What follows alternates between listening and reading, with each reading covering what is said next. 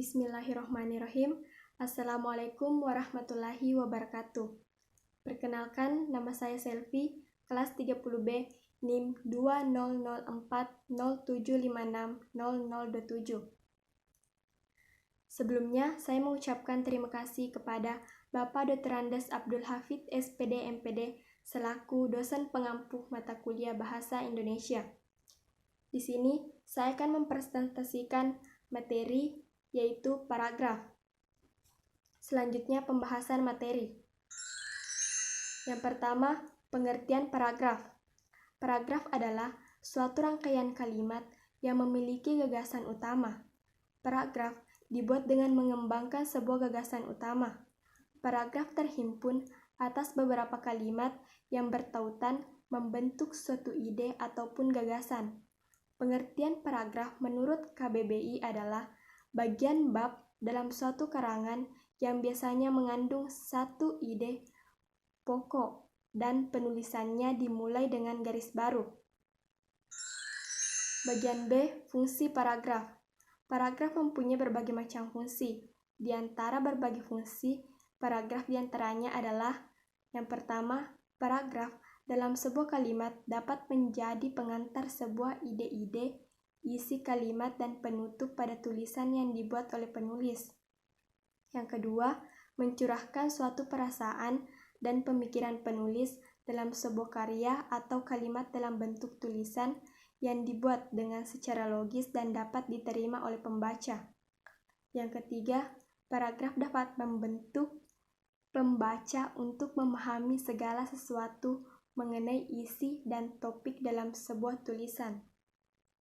Yang keempat, memudahkan penulis untuk menyusun ide-ide tentang tulisan yang akan dibuatnya. Yang terakhir, dapat membantu penulis dalam mengembangkan gagasan-gagasan atau ide dari segala sesuatu yang berhubungan dengan topik yang ingin ditulis menjadi sebuah karya tulis. Bagian C, ciri-ciri paragraf. Yang pertama yaitu pada kalimat pertama atau utama, paragraf harus masuk agak ke dalam dengan beberapa ketukan spasi. Ketukan spasi dalam paragraf sekitar 5 ketukan. Biasanya ketukan 5 spasi ini digunakan untuk jenis kalimat atau karangan yang biasa. Yang kedua, paragraf biasanya digunakan sebagai pikiran utama dalam sebuah kalimat atau topik yang telah ditentukan oleh penulis. Yang ketiga, kalimat topik dan kalimat pengembang dalam paragraf memiliki fungsi dalam penulisan di mana fungsi tersebut dapat menjelaskan atau menerangkan pikiran utama dari penulis dalam menuliskan sebuah karya atau karangan dalam sebuah kalimat topik. Yang terakhir, selain itu, pada poin keempat, paragraf juga memakai sebuah kalimat penjelas dalam tulisan di mana kalimat penjelas tersebut berisikan tentang kedetailan dari kalimat topik. Paragraf memang bukan kumpulan dari kalimat topik, tetapi paragraf di sini berisi beberapa kalimat penjelas dan hanya satu kalimat topik. Bagian D, jenis-jenis paragraf. Jenis-jenis paragraf terbagi berdasarkan bentuknya. Yang pertama yaitu paragraf deduktif. Paragraf deduktif adalah suatu paragraf yang kalimat utamanya terletak di awal paragraf.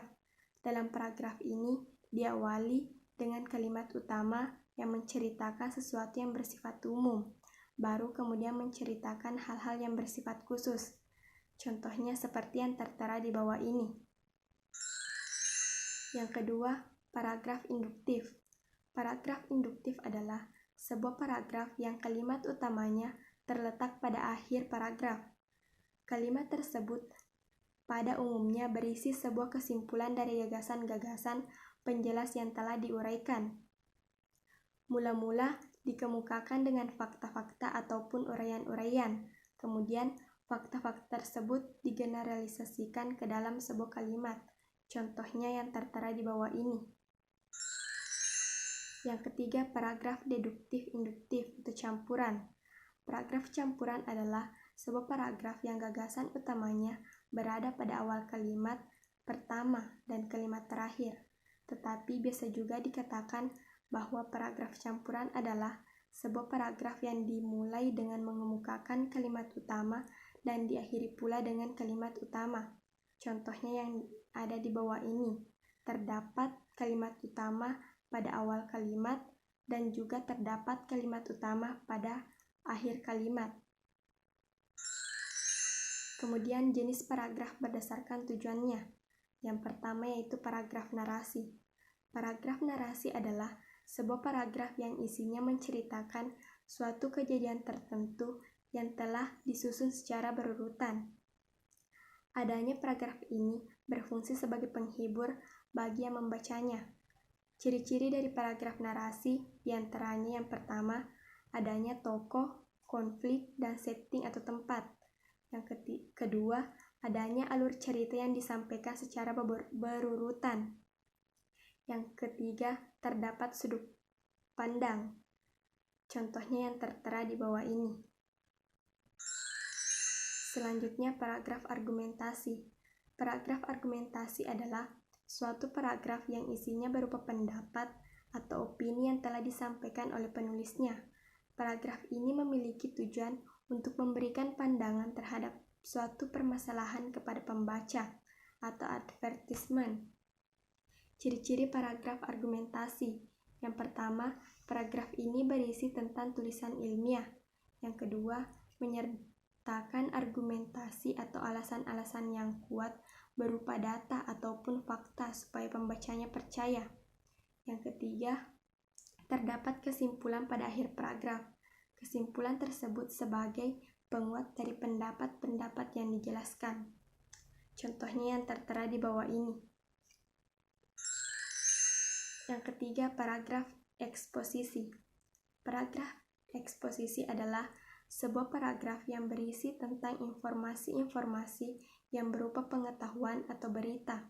Paragraf eksposisi ini bertujuan untuk memberikan informasi yang jelas kepada para pembacanya terkait topik yang telah dijelaskan. Adapun ciri-ciri paragraf eksposisi diantaranya adalah yang pertama, paragraf yang memuat karya ilmiah. Kedua, mempunyai tujuan sebagai pemberi informasi. Yang ketiga, tulisan yang ada dalam paragraf ini merupakan peristiwa fakta atau hasil dari sebuah penelitian. Yang keempat, menyertakan sumber berupa data seperti gambar, buku rujukan, grafik, peta, dan sumber-sumber yang relevan. Yang terakhir, tidak memengaruhi pembacanya. Contohnya seperti yang ada di bawah ini. Selanjutnya, paragraf persuasi. Paragraf persuasi adalah paragraf yang berisi tentang ajakan atau himbauan yang telah ditujukan kepada para pembacanya. Paragraf ini memiliki tujuan sebagai pengaruh bagi pembacanya supaya mempercaya atau percaya dengan apa yang telah disampaikan dari penulis di suatu tulisannya. Ciri-cirinya, paragraf persuasi menggunakan bahasa yang menarik untuk memengaruhi pembaca, menggunakan kata-kata ajakan, memiliki fakta-fakta yang mendukung supaya pembaca terpengaruh dengan apa yang disampaikan. Contohnya yang tertera di bawah ini. Yang terakhir, paragraf deskriptif. Paragraf deskriptif adalah sebuah paragraf yang berisi tentang gambaran-gambaran suatu benda atau objek. Paragraf deskriptif memiliki tujuan untuk memberikan gambaran secara jelas tentang suatu benda atau objek seakan-akan pembacanya telah merasakan seperti melihat suatu objek. Ciri-cirinya yang terdapat di bawah ini dan contohnya yang tertera di bawah ini. Yang terakhir, kesatuan alinea paragraf. Yang dimaksud dengan kesatuan ialah bahwa alien tersebut harus memperhatikan dengan jelas suatu maksud atau sebuah tema tertentu untuk memberikan gambaran yang jelas tentang kesatuan yang terkandung dalam sebuah alinea. Terbagi atas beberapa yang tertera di bawah ini.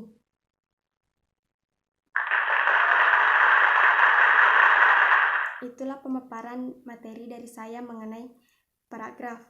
Terima kasih. Assalamualaikum warahmatullahi wabarakatuh.